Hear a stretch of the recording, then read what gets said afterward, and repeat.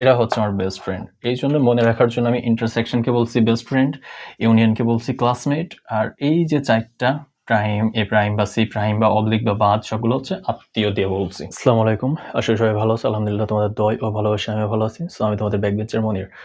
So আজকে নতুন একটা বিষয় নিয়ে, নতুন একটা সাবজেক্ট নিয়ে আলোচনা করতে যাচ্ছি। ক্লাসটা খুবই মজাদার হবে।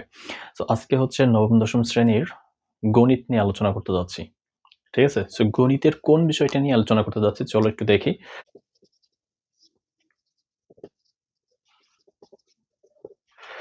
নবম-দশম শ্রেণীর গণিতের আজকে হচ্ছে অধ্যায় ২ যেটা হচ্ছে আমাদের সেট নিয়ে আলোচনা করতে হয়। ঠিক আছে? তো আজকের এই ক্লাসটাতে আমরা সেটের যাবতীয় বিষয় সম্পর্কে বলে দিব এবং সেটের যে শর্টকাট টেকনিক আছে, কিভাবে মনে রাখবো কোন বিষয়টা A to Z জানতে পারবো। ঠিক আছে? সো ক্লাসটা না টেনে আমরা সম্পূর্ণটুকু দেখার চেষ্টা করব এবং যেখানে বুঝতে পারবো না অবশ্যই সেখানে কমেন্টস করব। তো আজকে মূলত আমরা হচ্ছে এই অধ্যায়ের বেসিক ধারণা দিয়ে দেব। মানে সেট বলতে কি বোঝায়? সেট নিয়ে কোনো ধরনের দুশ্চিন্তা আর থাকবে না। তার A to Z আজকে আমরা এর ভেতরে জানাই দিব। ঠিক আছে? যেটা দ্বারা আমরা ফুল মার্কস পেতে পারি। তো চলো দেখি পারা যায় কিনা? যে অর্থনীতির টিচার ম্যাথ পারে কিনা? তো চলো একটু দেখি। কিছুটা বেসিক ধারণা দেওয়ার চেষ্টা করি এবং ভুল ত্রুটিগুলো অবশ্যই মার্জিত সহকারে দেখার চেষ্টা করব। তো চলো একটু দেখি। তো আমাদের সেটের ম্যাক্সিমাম ক্ষেত্রে হচ্ছে বিষয়গুলো যেটা থাকে হচ্ছে ইউনিয়ন, তারপরে হচ্ছে ইন্টারসেকশন। এই ২ টা হচ্ছে বেশিরভাগ ক্ষেত্রে এসে থাকে। ঠিক আছে? তাহলে এই যে আমার ইউনিয়ন, এই ইউনিয়নের কাজ হচ্ছে ধরো A ইউনিয়ন B মানে হচ্ছে এই A সেটের যে উপাদান থাকবে এবং B সেটের যে উপাদান থাকবে এই ২ টা উপাদানের সবগুলো আমাদেরকে নিতে হবে। মানে মিল, অমিল যা কিছু হোক না কেন সব কয়টা উপাদান নিয়ে আমাদের হচ্ছে A ইউনিয়ন B করতে হবে। এবং সেটের মেইন যে বেসিক যেটা সেটটা যে কি সেটা হচ্ছে এই সেকেন্ড ব্র্যাকেট। আমরা সেটের অঙ্ক করব কিন্তু সেকেন্ড ব্র্যাকেট দেব না, এটা কিন্তু হবে না। সেটের অঙ্ক মানে হচ্ছে সেকেন্ড ব্র্যাকেট। সেকেন্ড ব্র্যাকেট না দিলে আমাদের বলো সেটের অঙ্ক ভুল যাবে। তাহলে প্রথম শর্ত কি? Second bracket. ঠিক আছে? এবং ইউনিয়নের কাজটা কি ছিল? যে ২ টা ঘরের যতগুলো উপাদান থাকবে সবকটা উপাদানের আমার সমন্বয় এখানে নিতে হবে। ঠিক আছে? এবার হচ্ছে তোমার ইন্টারসেকশন। ইন্টারসেকশনটা কি? যেমন A ইন্টারসেকশন B। কারণ A ইন্টারসেকশন B টা হচ্ছে তোমার A ঘরের উপাদান এবং B ঘরের যে উপাদানগুলোর মাঝে মিল থাকবে। মানে ২ টা ঘরের ভিতরে যেই উপাদানটা মিল থাকবে শুধুমাত্র সেই উপাদানটা আমরা নিব। ঠিক আছে? এখানে মেক্সিমাম ক্ষেত্রে কোচিং এর বা হচ্ছে তোমার স্কুলের স্যার ম্যাডামরা কি বলে থাকে? যেমন ইউনিয়ন মানে হচ্ছে কাপ। তো কাপের ভিতরে অধিক পানি ধরে তার মানে এটা আমার সবকিছু নিতে হবে। আর ইন্টারসেকশন যেমন হচ্ছে কাপটারে আমি উপর করে দিলাম মানে সব পড়ে গেল। কিন্তু উপরে কিছুটা পানি লেগে থাকে। যেমন যেটা মিল সেইটা হচ্ছে নিতে হবে। তো স্যার ম্যাডামরা আমাদের এই উদাহরণটা দিয়ে থাকে। সো আমি কি উদাহরণ দিব সেটা পরবর্তীতে দেখতে পাবা। ঠিক আছে? আর যে বিষয়গুলো আছে যেমন তোমার হচ্ছে প্রাইম বা সি প্রাইম বা হচ্ছে অবলিক বা হচ্ছে এই যে বাদ চিহ্ন এই সবগুলোর কাজগুলো একই। যেমন আমাদের পরীক্ষায় এরকম দেওয়া থাকে এ প্রাইম বা এসি।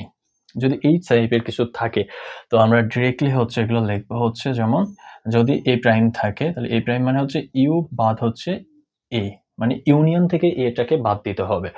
যেমন ধরো তোমার ইউনিয়নে রয়েছে ধরো হচ্ছে ১ থেকে ৭ পর্যন্ত এবং হচ্ছে এতে রয়েছে ১ থেকে ৩ পর্যন্ত।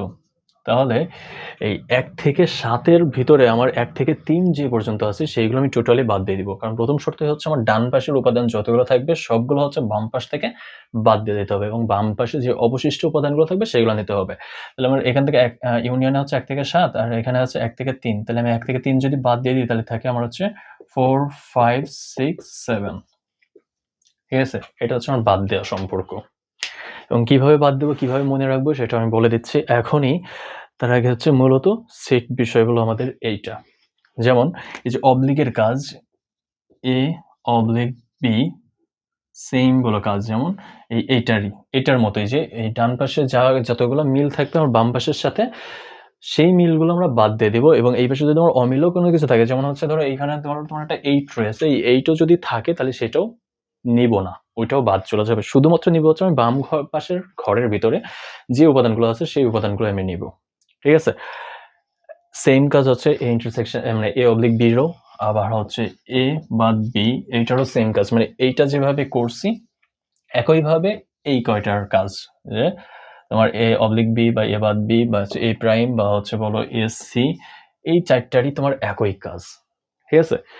এবার হচ্ছে মনে রাখার সুবিধার্থে আমি হচ্ছে কিছু নিয়ম বের করছি বা আমার ব্যাক বেঞ্চের কায়দায় কিছু একটা টপিকস জাস্ট আমি কিভাবে মনে রাখবো সেটা একটু দেখি। যেমন হচ্ছে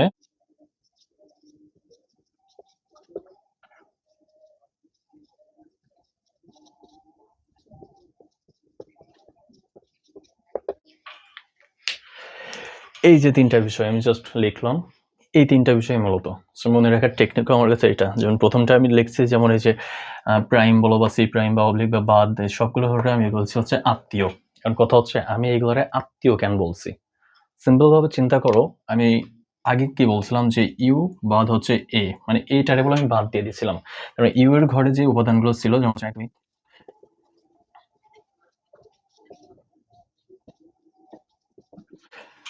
যেমনটা আগে বলছিলাম যে আমি ডান পাশে যে ঘরটা থাকবে ওই ঘরে যতগুলো উপাদান থাকবে বাম পাশ থেকে আমি সেগুলো বাদ দিয়ে দিব। কিন্তু অবশিষ্ট যেগুলো থাকবে সেগুলো বলে আমি নিয়ে নিব। এই অবশিষ্টটার আমি পরিবার ধরছি। আর এইটারে ধরছি আমি আত্মীয়। কারণ মাঝে মধ্যে আমাদের বাসায় আত্মীয়স্বজন ঘুরতে আসে। তো ঘুরতে আসার একটা সময় পরে বলো তারা চলে যায়। তারা যখন চলে যাচ্ছে আমার পরিবারের ফ্যামিলি মেম্বাররা তো আমার বাসায় থেকে যাচ্ছে।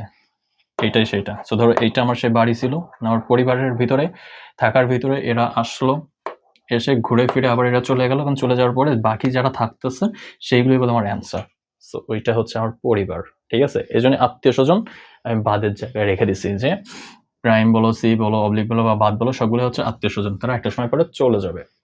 এবার হচ্ছে ইউনিয়ন। এটারে আমি ক্লাসমেট কেন বলছি? একটা বিষয় দেখো, তুমি যখন একটা ক্লাসে বসবা তখন তোমার ক্লাসের সবাই বলো আমরা বলি ক্লাসমেট। একটা ক্লাসের সবাই বলো আমাদের ঘনিষ্ঠ বন্ধু হয় না, ঘনিষ্ঠ মানুষ হয় না বা কাছের মানুষ হয়ে ওঠে না। তাহলে ক্লাসমেটের যাবত মানুষ আছে সবাই হচ্ছে আমরা সিম্পল পরিচয় যেটা ফার্স্টে দিই ও আমার ক্লাসমেট। তাহলে এই ক্লাসমেটে যেহেতু আমি সবাইকে ধরি, ইউনিয়নের কাজও বলো সবাইকে নিয়ে। মানে একটা ইউনিয়নের ভিতরে যা কিছু থাকবে সবকিছু। ঠিক আছে? যেমন হচ্ছে আমাদের এই যে এ ইউনিয়ন বি। মানে যদি আমার এ ঘরে যত উপাদান থাকবে সবগুলো নিতে হবে এবং বি ঘরে যতগুলো উপাদান থাকবে সবগুলো নিতে হবে। কিন্তু একই উপাদান ২ বার নেওয়া যাবে না। এইটা হচ্ছে আমাদের ইউনিয়নের কাজ। এইজন্য আমি ক্লাসমেট দিয়ে রাখছি যে ক্লাসমেট মানে হচ্ছে সবাই। ওইখানে আমাদেরকে বাদ দেওয়ার কেউ নাই। সবাইকে আমরা নিব। এবার হচ্ছে ইন্টারসেকশন। ইন্টারসেকশনে দেখো আমি বেস্ট ফ্রেন্ড লিখে রাখছি। আচ্ছা একটা ক্লাসমেটের ভিতরে মানে একটা ক্লাসের ভিতরে আমাদের বেস্ট ফ্রেন্ড হয় ২ জন, ৩ জন, ৪ জন বা ১ জন যাই হোক না কেন। ঠিক আছে? এই যে আমার বেস্ট ফ্রেন্ড সংখ্যা, আমার ক্লাসমেট সবাইকে আমি ভুলে গেলেও আমি বলব আমাদের বেস্ট ফ্রেন্ডকে ভুলি না। যেমন যে যার বেস্ট ফ্রেন্ড নতুন কলেজে ভর্তি হওয়ার সময় আমরা বলি, "বন্ধু এই কলেজে আমরা ভর্তি হব। এই কলেজ ছাড়া আমরা ভর্তি হব না।" এই যে প্রতিশ্রুতি নিয়ে আমরা যে কলেজে যেয়ে পদার্পণ করি এবং ভর্তি হই, তাহলে কি করতেছি আমি ক্লাসমেট মানে বন্ধুকে নিয়ে যাচ্ছি, আমার বেস্ট ফ্রেন্ডকে নিয়ে যাচ্ছি। কিন্তু আমি বলি কখনো ক্লাসমেটের সাথে এই প্রতিশ্রুতিতে জড়িত হচ্ছি না। বা ক্লাসমেটকে বলতেছি না, "এই এই কলেজে না হলে আমি হব না।" এই কথাগুলো বলি না। এই কথাটা আমি তাকেই বলি যে আমার ঘনিষ্ঠ, যে আমার কাছের। তাহলে ইন্টারসেকশনটা হচ্ছে তাই যে ঘনিষ্ঠ বা কাছের যারা মিল থাকবে তাদেরকেই আমি নিব। ঠিক আছে? অমিলকে আমি নিব না। মানে ক্লাসমেটকে আমি এর ভিতরে নিব না। আমি শুধু নিব আমার বেস্ট ফ্রেন্ডকে। মানে যার সাথে মিল আছে। এজন্যই হচ্ছে A ইন্টারসেকশন B মানে হচ্ছে A এর ঘরের ভিতরে যত উপাদান, B এর ঘরের ভিতরে যত উপাদান তাদের ভিতরে যেগুলোর মিল আছে। যেমন ধরো হচ্ছে আমি এটারে হচ্ছে ইন্টারসেকশন দিয়ে দিলাম U ইন্টারসেকশন A। ঠিক আছে? এখানে ইন্টারসেকশন। তাহলে এখানে দেখো 1, 2, 3 মিল আছে। তাহলে আমার এইখানে অ্যান্সারও হবে হচ্ছে 1, 2, 3 বোঝা গেছে? সো এরা হচ্ছে আমার বেস্ট ফ্রেন্ড। এইজন্য মনে রাখার জন্য আমি ইন্টারসেকশনকে বলছি বেস্ট ফ্রেন্ড, ইউনিয়নকে বলছি ক্লাসমেট আর এই যে ৪ টা প্রাইম, এ প্রাইম বা সি প্রাইম বা অবলিক বা বাদ সবগুলো হচ্ছে আত্মীয় দিয়ে বলছি। ঠিক আছে? সো ক্লাসটা আজকে এই পর্যন্তই এবং সেট সম্পর্কে সকল ধারণা দেওয়া শেষ। আশা করি তোমরা বুঝতে পারছো। সো যারা বোঝো নাই অবশ্যই কমেন্টস এর মাধ্যমে জানিয়ে দিবা। এবং দোয়া করব তোমরা সকলে আমার জন্য যেন আগামীতেও এই ধরনের সুন্দর উদাহরণ সহিত ভিডিওগুলো তোমাদের সামনে দিতে পারি বা ক্লাসের ভিডিওগুলো তোমাদের সামনে যাতে উপস্থাপন করতে পারি। আজকের ভিডিও এই পর্যন্তই। দেখা হচ্ছে পরবর্তী ক্লাসে। আল্লাহ হাফেজ।